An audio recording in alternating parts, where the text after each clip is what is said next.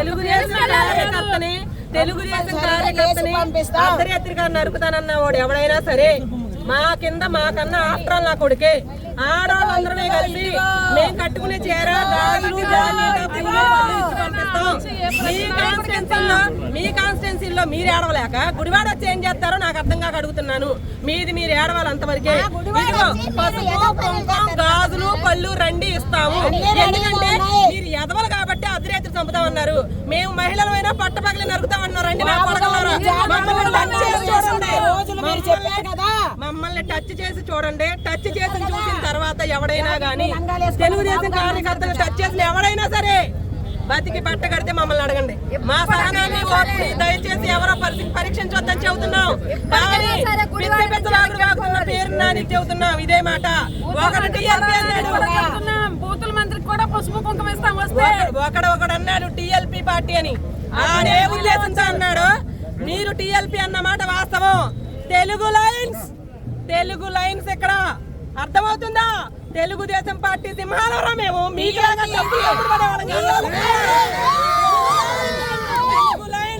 Telugu lines ఇక్కడ Telugu Desam party సింహాలున్నాయి. ఇక్కడ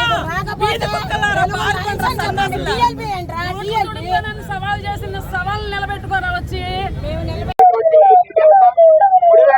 మరి కూటమి ప్రభుత్వం ఏర్పడిన తర్వాత ఈ సంవత్సర కాలంలో మరి ముఖ్యమంత్రిగా ఉన్నటువంటి చంద్రబాబు నాయుడు గారు కానీ, డిప్యూటీ సీఎం పవన్ కళ్యాణ్ గారు కానీ, మరి నారా లోకేష్ గారు కానీ అనేక విధాలుగా సంక్షేమం కానీ అభివృద్ధి కార్యక్రమాలు కానీ చేస్తా ఉన్నారు.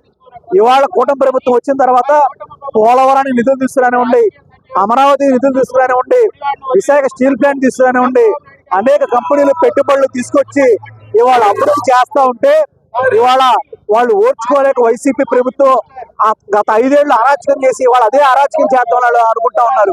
మరి అదే విధంగా మరి కూటమి ప్రభుత్వం అభివృద్ధే కాదు మరి సంక్షేమంలో కూడా మరి పేద ప్రజలకు ఉపయోగపడే విధంగా అన్నా క్యాంటీన్ పెట్టి, మరి అదే విధంగా దీపం పథకం కింద సిలిండర్లు పెట్టి, మరి ఏదైతే ఎంతమంది విద్యార్థులు ఉంటే అంతమంది, ఇంట్లో 2 ఉంటే 2, 3 ఉంటే 3, 4 ఉంటే 4కి మరి తల్లికి వందనం పెట్టి వాళ్ళందరికీ కూడా అకౌంట్ లో డబ్బులు వేసి వాళ్ళ ప్రతి పేద విద్యార్థి చదువుకోవాలనేటువంటి ఒక లక్ష్యంతో ఇవాళ కూటమి ప్రభుత్వం ఓ పక్క సంక్షేమం ఒక అభివృద్ధి చేస్తా ఉంటే దాన్ని ఓర్చుకోలేక మరి ఈ Jaganmohan Reddy and psycho batch అనమాట.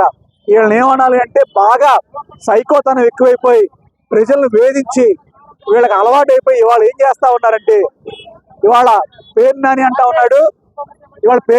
ఉన్నాడు చీకట్లో చంపేస్తాం, వేసేస్తాం, రపా అంటే మీరు ఇవాళ గుడివాడ వస్తున్నారు అంటే 53,000 ఓట్లతో కొడాలని ఓడించినందుకు మీకు కోపం వచ్చి గుడివాడ ప్రజలను రపా అంటారా?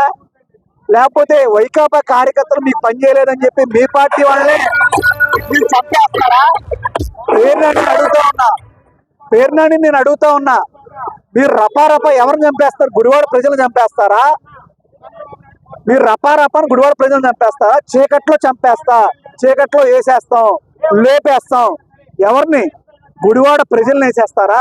తెలుగుదేశం కార్యకర్తలు వేసేస్తారా? జనసేన కార్యకర్తలు వేసేస్తారా?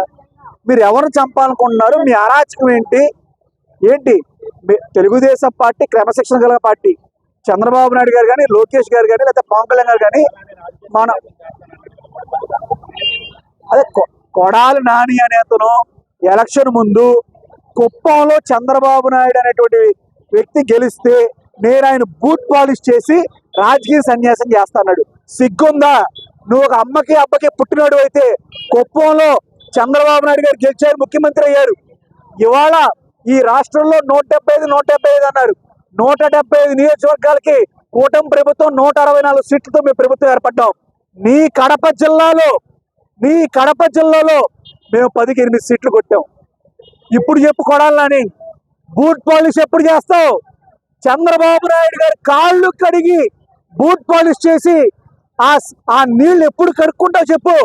కొడాలని నువ్వు ఒక అమ్మకి అబ్బకి పుట్టినాడు అయితే నువ్వు 20 ఏళ్ళు గుడివాడలో ఎమ్మెల్యేగా ఉన్నావు. నీకు సిగ్గు శరం అనేది ఉంటే నువ్వు అన్న మాట ప్రకారం చంద్రబాబు నాయుడు గారికి కాళ్ళ బూట్ పాలిష్ ఎప్పుడు చేస్తావు? రాజకీయ సన్యాసం ఎప్పుడు తీసుకుంటావు? ఎప్పుడు చెప్పు. నువ్వు ఒక అమ్మకి అబ్బకి పుట్టినాడు అయితే చెప్పు.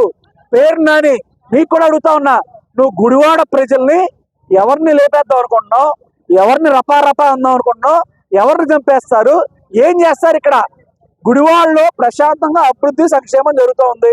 ఇవాళ గుడివాడ ప్రజలందరూ కూడా ప్రశాంతంగా హ్యాపీగా ఉన్నారు. 20 ఏళ్ళ దరిద్రాన్ని వదిలించుకున్నాం, ఇప్పుడైనా బాగుపడదాం.